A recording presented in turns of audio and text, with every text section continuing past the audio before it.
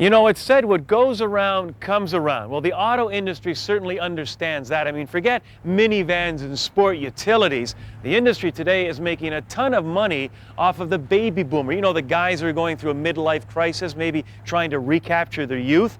The result, the industry comes up with the new T-Bird and the Prowler and the Boxster and the Z3, and now the newest kid on the block, the Honda S2000 Roadster. You know, when Honda hit the shores of North America in the early 70s with the Civic, they set a whole new benchmark on how cars should be manufactured as well as sold. Well, with this new Roadster, Honda is now convinced that they have set that bar even higher.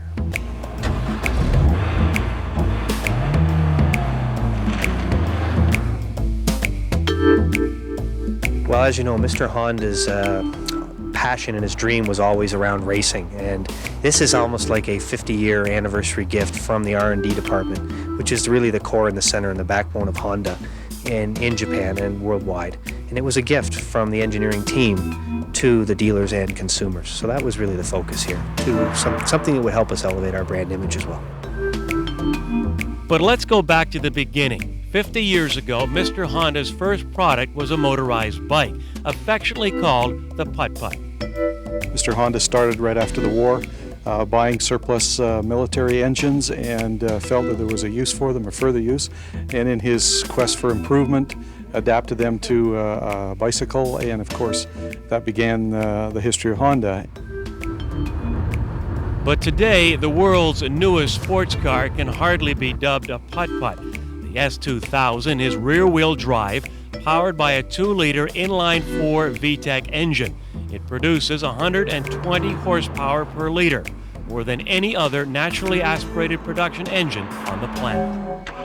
Well, it is a fresh engine from the ground up.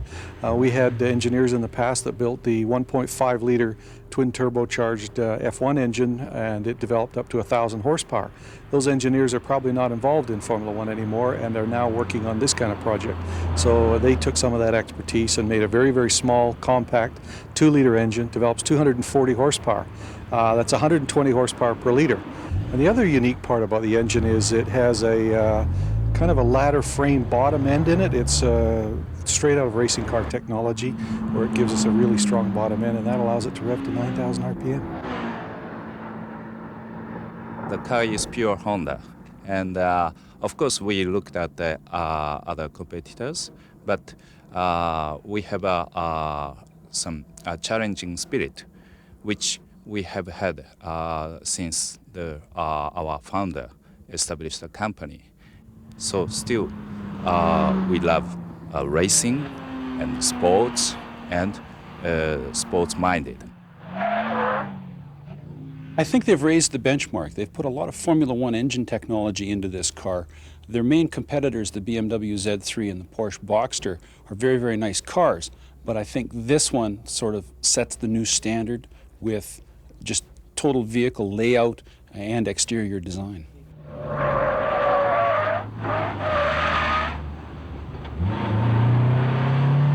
It's a good handling car. I wouldn't call it a great handling car. And if I can get technical on you for a minute, there's a big difference in the roll centers of the front versus the rear. The roll center of the front end is 48 millimeters, the rear is 99, which means that when you go into a corner really quick, the back end starts to roll into the corner a little bit more than the front end. And those numbers are identical to the Acura NSX, which is a very good handling car.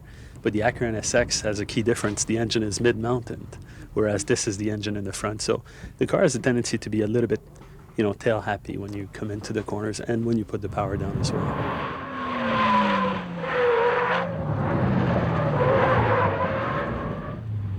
I was passing some cars, and I was looking in my rearview mirror to make sure that everybody was all right. And I just left the braking just a little bit too late. But no harm, no foul. This is what it's all about. Now, as far as driving it on the road is concerned, there's absolutely no problem.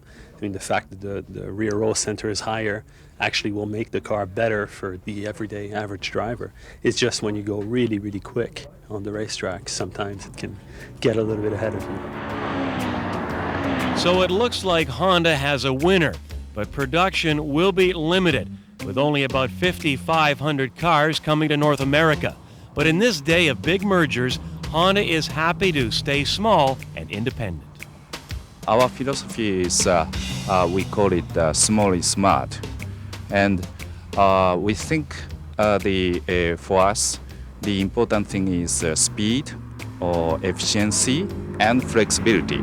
Yeah, and Honda start everything with a very tiny small thing, but after 50 years we have grown bigger, but we still keep in our mind the spirit of small is smart.